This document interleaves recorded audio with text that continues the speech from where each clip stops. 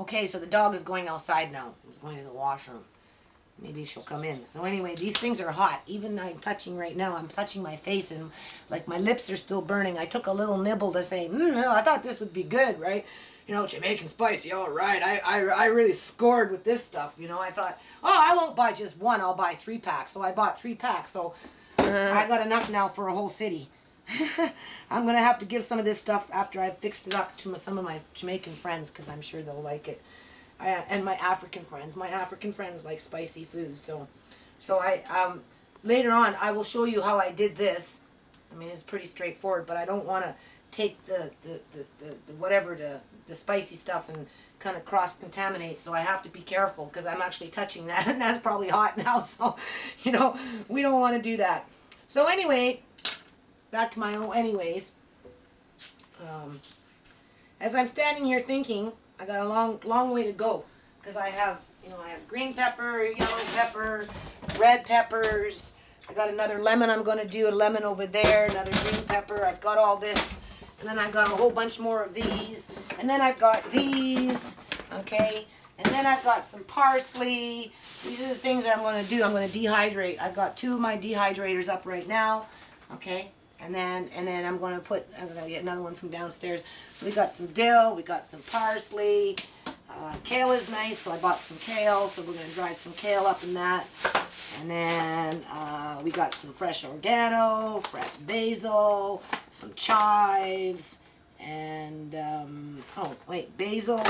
There's basil, chives, another basil. I should have an oregano here. Oh, there it is, an oregano. And we got the lemon rind, we got the lime rind, we got the ginger, we got the garlic, and we got these ones over here. So I don't know what they taste like. Sometimes they're hot. Bite. Huh? Take a bite. I'm going to try it. No, I mean like take a bite. No. I'm going to try that much. That one's not hot. Not really. Unless it kind of sneaks up on you. So anyway, we'll do some of those. So I'm just getting them ready. And as I'm getting ready to dehydrate, I'd like to talk about our communities taking some more responsibility for the things that go on in them. And, you know, or at least help families to find a way to save a bit of money and make their own spice. I live in a predominantly South Asian, East Indian, Hindu community, and they make a lot of their spices. So I'm sure they'd like these peppers too. And but at the end of the day, a lot of people don't even get a chance to do stuff like this. So it's funny how when you're standing here as a mother, it's that hot pepper. As a mother, you're standing here and you're doing stuff like this, and anyone that has, you know, a large family, you know, 3 or more children, when you get into the 4s and 5s and the 6s, that's when it starts getting really hard. After 3, you know, it starts getting hard. I have 5, so I wouldn't want 7. That'd be too many for sure. And even 5 is a hard number to have. But you know, as a mother that's in the kitchen all the time cooking, I started this stuff. It's 8 o'clock p.m. now. I started, you know, getting everything ready about 4 or 5 hours ago. So, and I'm going to do this in 15, 14-minute increments. Hopefully I'll get some good information out there. Again, I have no notes. Got a lot of stuff in my head. I got a lot of things I want to say. But for now, we're just going to try and put together some spice as we work on bringing in our diet that has half the meat intake. So I've been kind of looking around for some recipes for some, you know, non-meat meals. And when I came across these things, I thought, wow, you know, that'd be cool. I didn't realize they were so hot though. But at some point, I'm going to be talking about some hot topics. So it probably makes sense that I'm working with hot food. Right? And I'll be doing this probably till about 1 o'clock in the morning because I got a long way to go. And then I'll have to put them on the trays, and this is all getting dehydrated.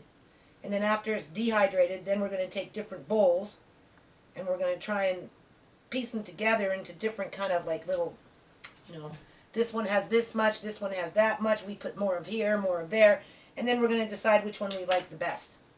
And maybe we'll create something that can last a long time. Even these I'm going to dehydrate. They're edible. I can't eat them. They're too hot. But I'm going to dehydrate them anyway. I'm just taking out the bad parts. Just getting everything ready. So as I do this, I'd like to talk a little more about my nonprofit. The thing about information is people don't always receive it in a timely manner. And therefore, when you're standing there and you're talking about something, you know, just because you know it, and other people have said this before, doesn't mean that your audience understands where you're coming from or, you know, what you're necessarily talking about, because they don't know the history, they don't know the story, right? So here's the, don't make noise in there. I see you doing something. So I'm not making noise. Okay, so I'd like to give a little history on the nonprofit, because at the end of the day, if there was no nonprofit, I wouldn't be standing here with a hat on, the X on it, cutting up red hot, orange hot Jamaican peppers, you know, putting myself up on YouTube to try and get you, the viewer, involved with bringing in a universal meal program, because at the end of the day, that's why I do it. But that's a pretty tall order, so it takes a long time to get there. And I guess it starts in the kitchen. Well, they say it always starts at the kitchen.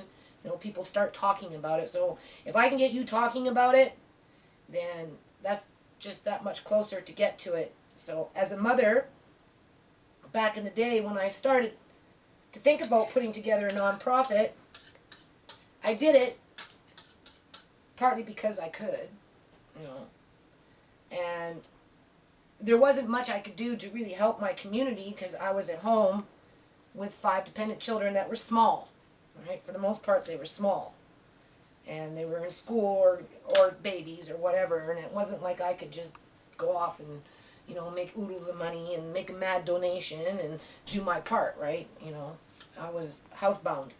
And for women that are housebound with their children, they know what that's like. Okay, it's a thankless job. It really is. But we do it anyway. And I got to stick with the peppers because I don't want to cross-contaminate, and I'm going to rinse those off again before I... Do you know how hot your hands are going to be?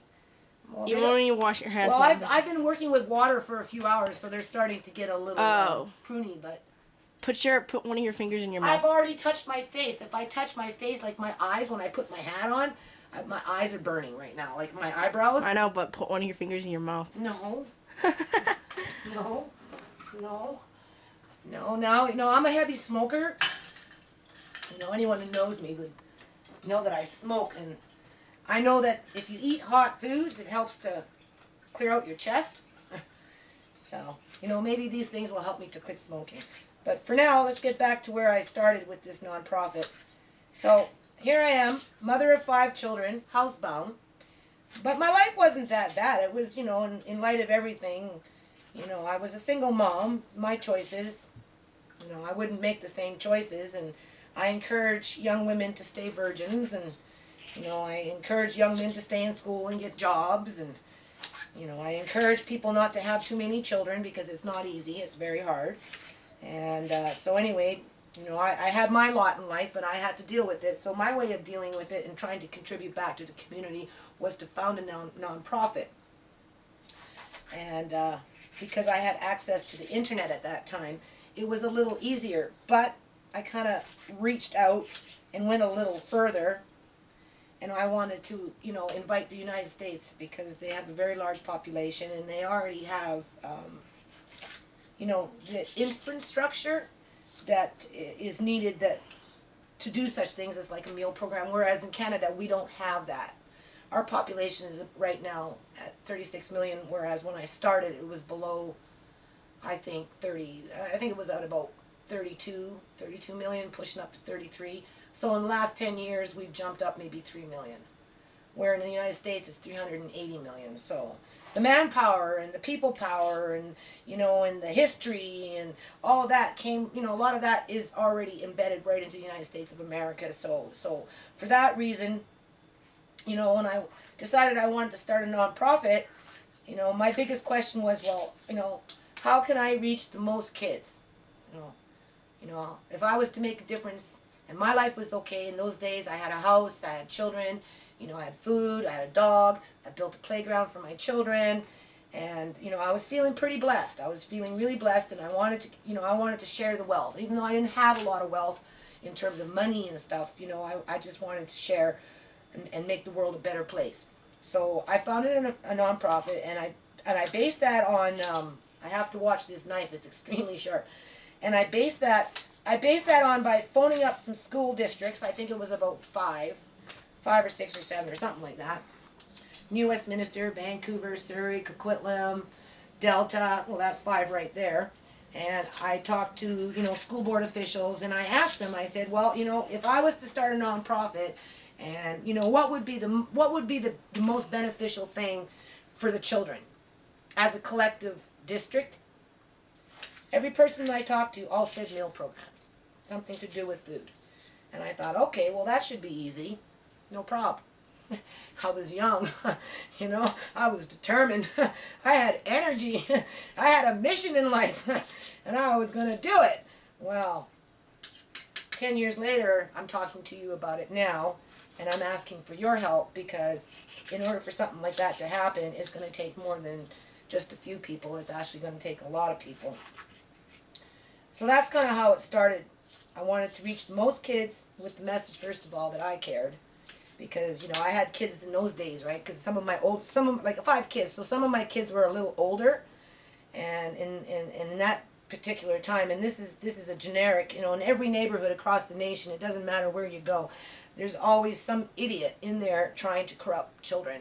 And I had my fair share of it in my neighborhood, and there was a couple of people that were running drugs and stuff like that, and using the little 12 and 11 and 10 and 12 and 14-year-olds, and trying to get them to do drugs, which there was like 20 of them at one point, and I'm running down the road chasing them all, trying to, so anyway, a lot of my twists and turns with my nonprofit, kind of related with real life, because I had not only gone through it with the kids myself, whether they were my children or somebody else's child, but at the end of the day, I always kept the big idea of the universal meal program. So when people are screaming, oh, well, we need jobs and blah, blah, blah, and I'm like, well, I got a job for you. The only problem is nobody wants to invest into the program, because, that's a tall order. And if they do invest, they want to know that others are investing. So that's my lesson over 10 years.